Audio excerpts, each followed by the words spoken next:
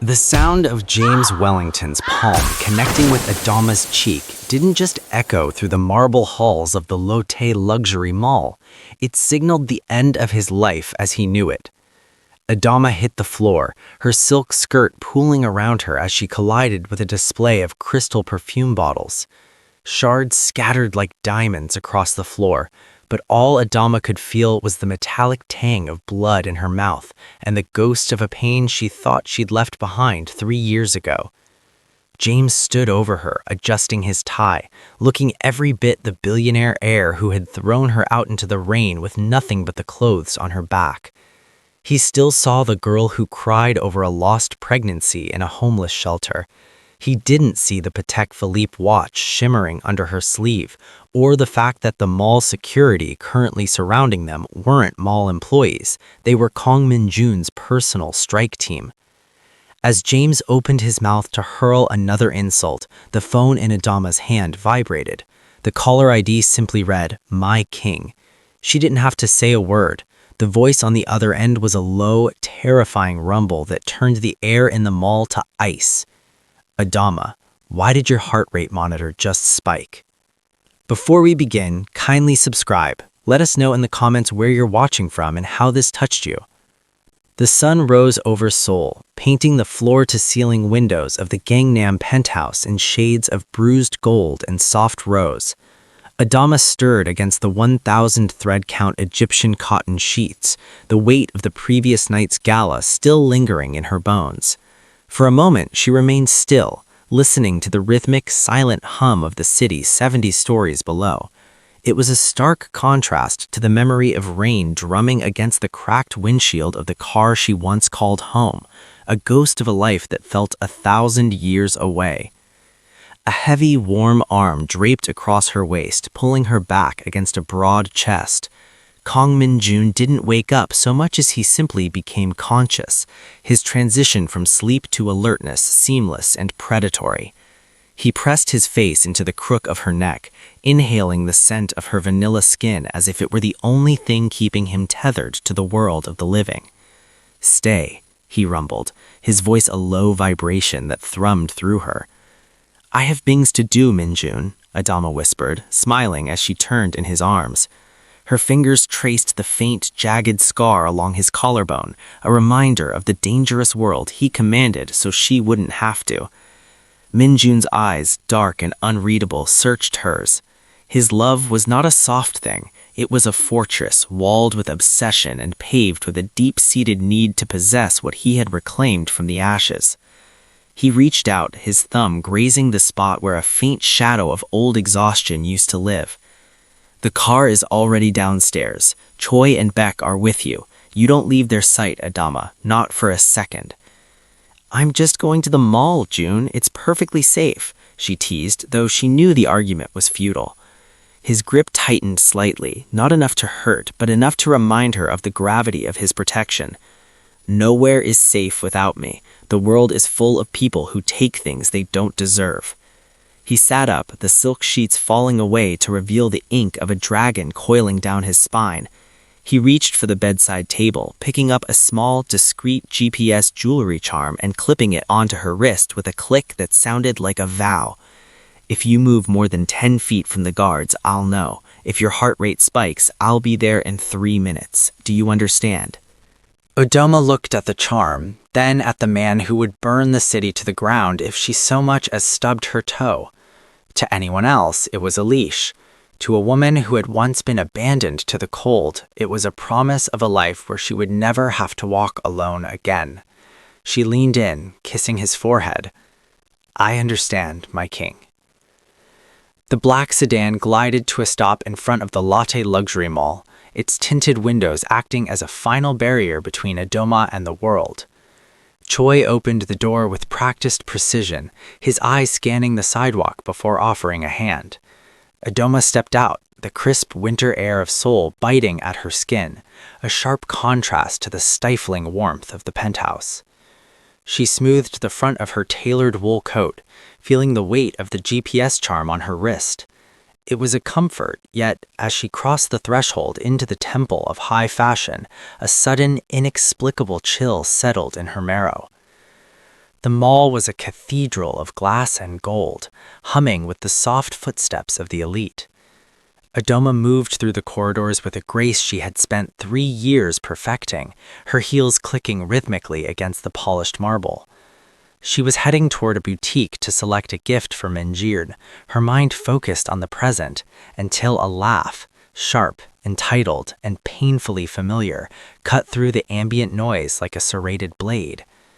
She froze, her breath hitched, catching in a throat that felt suddenly constricted by invisible hands. Slowly, her gaze drifted toward the central atrium, and the world seemed to tilt on its axis. There, standing near a display of towering crystal sculptures, was James Wellington. He looked exactly the same arrogant tilt of the head, the same expensive suit that couldn't hide the rot underneath. In an instant, the luxury of the mall dissolved. The scent of expensive perfume was replaced by the stale, metallic smell of the hospital room where she had spent the darkest night of her life. The memory surged back with the force of a tidal wave. The agonizing cramps, the cold indifference of the nurses when she couldn't show proof of insurance, and the hollow, devastating silence when the doctor told her there was no longer a heartbeat. She remembered the letter she had sent James, a desperate plea for help that he had returned unopened, marked refused. She had lost their child because she couldn't afford food, while he had been celebrating a new merger halfway across the world. Adoma's hand instinctively went to her stomach, her fingers trembling against the fabric of her coat. The phantom pain of that loss throbbed in her chest, a wound that no amount of gold or power could ever truly cauterize.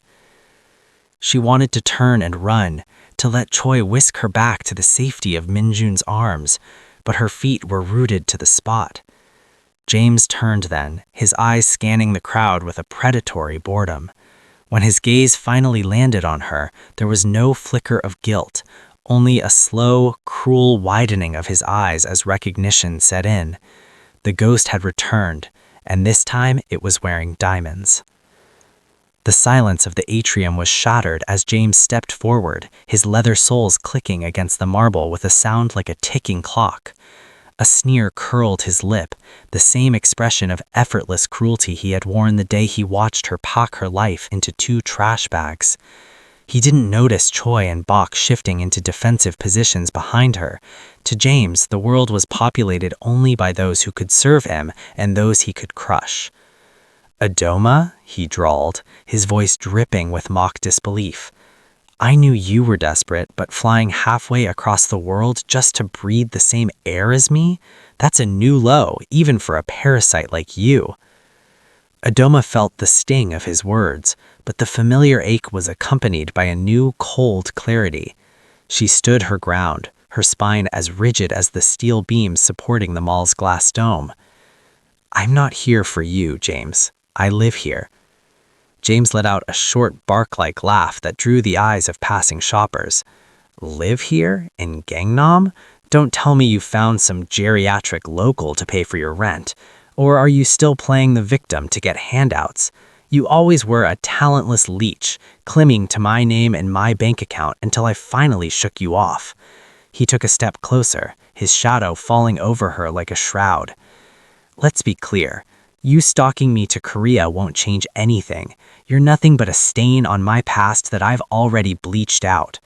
I bet you used the last of your charity money just to buy that coat so you could look like you belong in a place like this." The guards moved to intervene, their faces masks of lethal intent, but Adoma raised a subtle hand to stay them. She wanted to hear it. She wanted to remember exactly why this man deserved the storm that was coming. "You haven't changed," she said softly, her voice steady despite the roar of blood in her ears. "Still convinced the world revolves around your shadow. It revolves around those with power, Adoma, something you'll never have." He leaned in, his eyes narrowing into slits of pure malice. "I told you 3 years ago, you are a nobody, a mistake, and if you think you can follow me around like a starving dog, hoping for a scrap of the Wellington legacy, you're more delusional than I thought. Get out of my sight before I have security throw you out like the trash you are." The air in the atrium grew heavy, thick with the scent of James's expensive cologne and the suffocating weight of his arrogance. Adoma didn't flinch, her gaze steady and cold, which only seemed to fuel the rage of his rage. To James, her silence wasn't strength, it was defiance he hadn't authorized. "Still acting like you're above me?" James hissed, his face contorting into a pure mask of venom. "You're nothing but a ghost, Adoma, a shadow I stepped over to get to where I am." Before Adoma could draw her next breath, James's arm blurred in the air. The sound of his palm connecting with her cheek was a sharp, visceral crack that seemed to rip through the very fabric of the building. The force of the blow sent her stumbling back, her heels catching on the edge of a marble pedestal. She hit the floor hard, her elbow splitting open against the sharp corner of a display case, sending a spray of blood across the pristine white floor. For a heartbeat, the entire Gangnam luxury mall went deathly silent. Hundreds of shoppers froze in their tracks, the ambient hum of consumerism extinguished by a single act of violence. James stood over her, breathing heavily, his hand still stinging from the impact. "That," he panted, "is to remind you of your place." Adoma lay on the cold marble, the world spinning in blurred streaks of gold and light. Pain throbbed in her jaw, and the familiar metallic taste of blood filled her mouth. But as she looked up at the man who had once been her entire world, she didn't feel the old familiar surge of terror. Instead, she felt a strange, icy calm. Suddenly, the silence was broken by a sound that made James's blood run cold, a rhythmic, high-pitched vibration coming from Adoma's discarded silk purse. Through the thin fabric, a soft blue light pulsed in the quiet of the mall. Adoma reached out with a trembling hand, her fingers slick with blood as she retrieved the phone. The caller ID didn't show a name, only a gold crown icon. She swiped the screen, her voice a ragged whisper that nonetheless carried through the hushed crowd. "June." On the other end of the line, there was no greeting, only a silence so heavy it felt like a physical weight. Then came Min Jun's voice, low, terrifyingly level, and vibrating with a dormant tectonic power. "Adoma," he said, the sound of a car door slamming echoing in the background. "Your heart rate just hit 140, and your GPS shows you haven't moved in 60 seconds. Tell me who I am killing today." Adoma looked up at James, who was finally beginning to notice the 4 suited men in earpieces closing in on him from the shadows of the pillars. "He's here, June. He's standing right in front of me." The silence following Adoma's whisper into the phone was more terrifying than any scream. On the other end of the line, the sound of wind rushing past a moving vehicle roared through the speaker, punctuated by the rhythmic metallic clack-clack of a weapon being checked. "Stay on the line, Adoma," Min Jun commanded. His voice wasn't loud. It was a low, glacial vibration that seemed to bypass your ears and settle directly in her spine. "Do not move. Do not look at him. Look at the guards. They are your shield until I arrive." James stood frozen, his hand still raised as if the air had suddenly turned to setting concrete.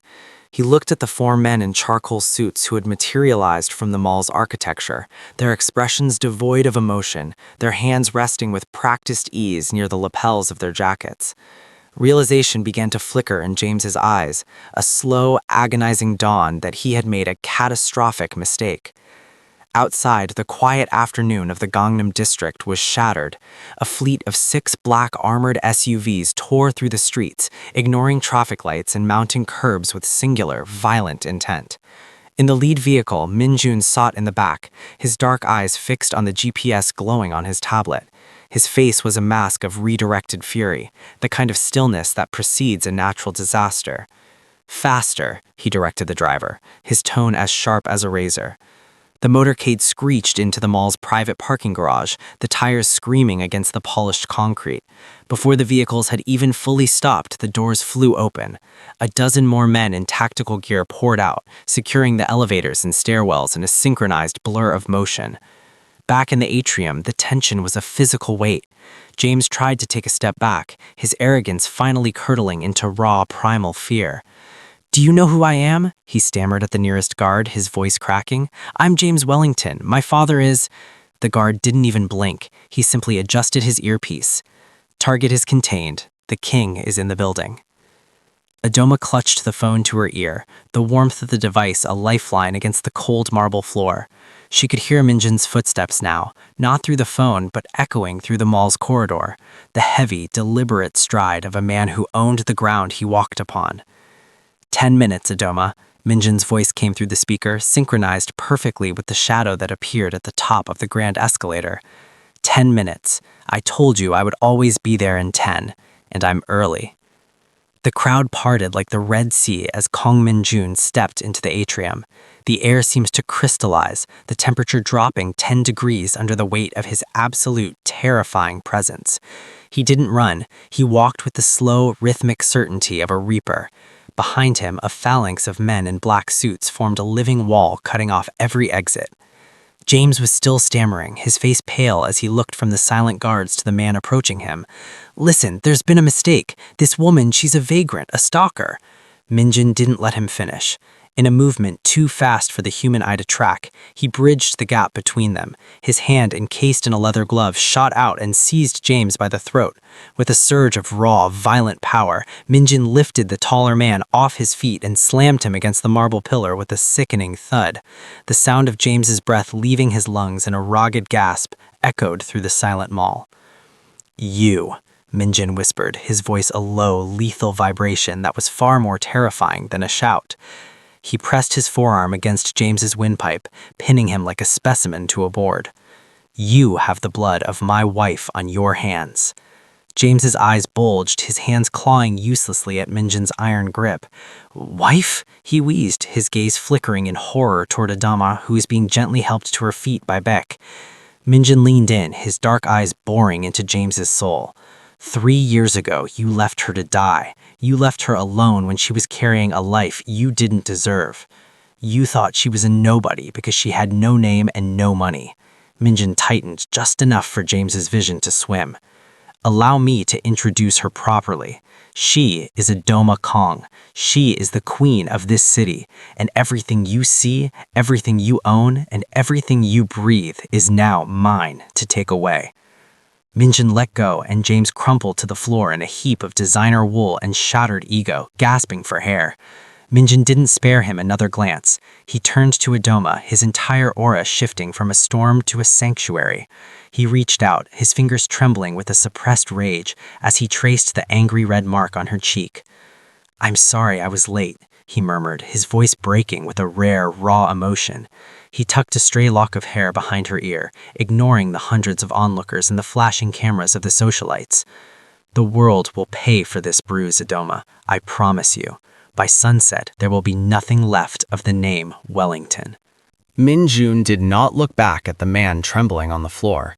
Instead, he pulled a sleek, encrypted phone from his breast pocket. The mall remained in a state of suspended animation, the onlookers watching as the underground king began the ritual of professional execution. "Phase 1, Min-jun said into the receiver, his voice devoid of heat. "The Wellington Group. Pull the short cell order, now." James, still clutching his bruised throat, felt his personal cell phone vibrate violently in his pocket. He pulled it out with shaking hands. It was a notification from his family's chief financial officer. The Wellington Group's stock was in a free fall, plummeting 40% in less than 60 seconds as a mysterious conglomerate dumped millions of shares into the market. "What are you doing?" James gasped, his voice thin and reedy. "You can't do this." Min-jun ignored him, scrolling through a digital file on his screen. Phase 2, the London merger. Send the evidence of the offshore tax havens and the embezzlement records to the board of directors. Copy the forensic audit to the authorities. James's face drained of what little color remained. The merger was his father's legacy, the deal that was supposed to cement their dynasty. Within seconds, another notification flashed. Board of Directors emergency meeting. James Wellington suspended. The empire was crumbling in real time, dismantled by a man who hadn't even raised his voice. And finally, Min-jun murmured, his eyes flicking to James with a predatory glint. He tapped a final command on the screen. In the silence of the mall, a woman's voice suddenly rang out from the crowd. James's fiancée, a high society heiress who had been shopping in a nearby boutique, hurried forward, her face a mask of fury. She was staring at her phone, her eyes wide with shock. "James, what is this?" she demanded, thrusting her screen toward him. It was a leaked video, sent to every major socialite in their circle, showing James in a compromising position with two of his father's assistants months prior. "My father just called. The engagement is off. The dowry is retracted. Don't ever call me again." She turned on her heel, her designer boots clicking a sharp, final rhythm against the marble. James reached out for her, but a guard stepped into his path, a silent wall of granite. He was a man with nothing, no company, no fiancé, and within the hour, no bank accounts. The Wellington name, which had been his shield and his weapon, was now a brand of infamy. Min-jun tucked his phone away and looked at Adoma, his expression softening into one of absolute devotion. "He is a ghost now, Adoma. He just doesn't know it yet." The chaos of the mall felt like a distant, dying echo as the private elevator hummed, ascending toward the silence of the penthouse. Inside the sprawling residence, the air was cool and scented with sandalwood, a sanctuary built of glass and steel. Adoma sat on the edge of the large marble soaking tub, her movements slow, the adrenaline finally receding to leave a hollow, aching exhaustion in its wake. Min-jun moved through the bathroom with a quiet, focused intensity. He had discarded his suit jacket and rolled his sleeves up, revealing the intricate tattoos that told the story of a man who had survived 1,000 wars. He didn't call for the staff. Tonight, there was no room for anyone else in their world.